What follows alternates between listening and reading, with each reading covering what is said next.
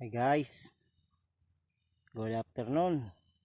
Bago po tayo mag-vlog paki-subscribe lang po at pindutin na yung notification bell. Tayo po ay para po updated po kayo sa mga i-vlog ko po. Ngayon po dito po ako sa fish pan na ginawa ko. Ano lang yan, 2 days lang. 2 days ko lang itong ginawa. Ito yan. May nagbigay kasi sa amin ng fingerlings na napakarami, 3,000.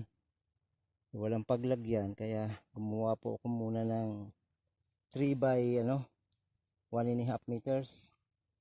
Ang haba 3 at 3 meters at ang luwang yan 1.5.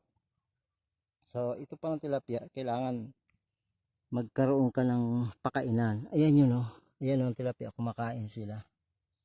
Yung pala ang niya sa mga fingerlings para hindi po sila mapoison at hindi kumalat ang amoy ng feeds dito sa tubig.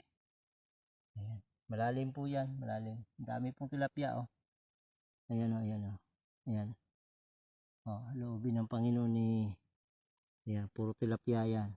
3,000 nasa 2,000 ang nailagay dito. Ngayon, dahil yung iba yun nandun sa bahay. So, good afternoon sa lahat po ng mga viewers. Ang ating pong isang channel yung content ko dun ay mga kanta. Composer ako dun, songwriter. Hindi ko na po na-open kaya nagbago po ako ngayon. Ito na po yun. Pakisuportahan po ninyo mga kaibigan para po sa mga yan po ako gagawa ng ng pispan na yan, hindi dun sa bundok, dito sa baba. Malawak po yan. Ito po ang lugar na parang pong saging.